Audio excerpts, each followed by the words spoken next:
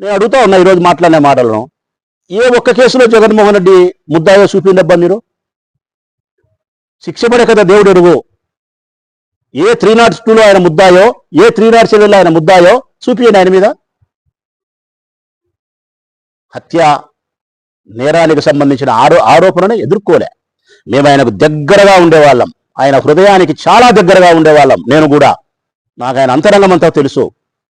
ఆయన ఇప్పుడు కాదు, ఆయన శ్వాస ఆగిపోయేంత వరకు ఆయన జీవితంలో ఎప్పుడే గాని హింసను ప్రేరేపించాడు. ఇది రాసి పెట్టుకోండి ప్రజలారా. ఇంకా మీకు సత్యం చెప్తానా, రాయలసీమలో పుట్టినాడు, కడపలో పుట్టినాడు.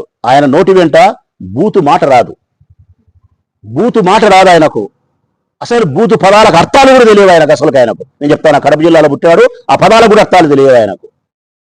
చంద్రబాబు నాయుడును, లోకేష్ను కూడా ఎప్పుడే గాని వాడుని కూడా సంబోధించాడు. ఆయన అంటాడు సంస్కారవంతుణ్ణి, మర్యాద వస్తుని, ప్రజలకు మేలు చేయాలని సంకల్పం ఉండే జగన్మోహన్ రెడ్డి గారిని పట్టుకొని తీసుకొచ్చి మీ ఇష్టానుసారం ఏవేవో చేయాలని సార్. ఇక రాజారెడ్డిని మాట్లాడినారు.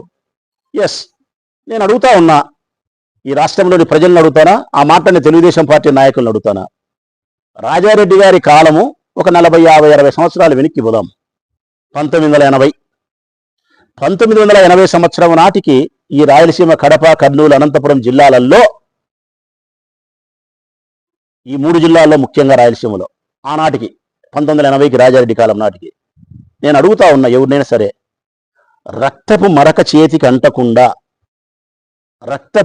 చేతికి అంటకుండా ప్రత్యక్షంగానో పరోక్షంగానో అసెంబ్లీ గేటు ఈ చేతితో పట్టుకునేటోడు ఒక ఎమ్మెల్యేని చూపిస్తావా నాకు? 1980 సంవత్సరం నాటి రాజకీయాలలో ఆనాటి ఎమ్మెల్యేలు, నాయకులకు రక్తపు మరక ప్రత్యక్షంగానో పరోక్షంగానో అంటుకోకుండా వాళ్ళ అసెంబ్లీ గేటు తగిలినారేమో నాకు చెప్పమను. ఈ తెలుగుదేశం పార్టీ నాయకుల గురించి మాట్లాడలే. ఆనాటి కాంగ్రెస్ పార్టీ వాళ్ళు మా వాళ్ళే, రాజశేఖర రెడ్డి అన్న మనుషులే. అటువైపు కానీ ఇటువైపు కానీ ఫ్యాక్షన్ లీడర్లు కాదా? ఇంటికి కాదు, మనిషికి ముందుండే పేరు ఉంటుంది కదా, రాచమల్లు. అట్లా ప్రతి లీడర్ యొక్క పేరుకు ముందుండే ప్రతి ఇంటి పేరుకు ఒక చరిత్ర ఉంది. ఆ చరిత్ర రక్తంతో తడిసిపోయింది ఆనాడు. కారణం, వారసత్వంగా తండ్రులు ఇచ్చినారు. వాళ్ళ నాయన్ని చంపడమో, ఇంకొకరిని చంపడమో, విధులైన పరిస్థితుల్లో కొడుకు దాన్ని వారసత్వంగా తీసుకోవడమో, పగలతోనో, ప్రతీకారాలతోనో, నమ్మిన మనుషుల కోసమో, ఆధిపత్యం కోసమో, రకరకాల కారణాలతో ఆనాడు ఈ 3 జిల్లాలలో కూడా రక్తం పారింది.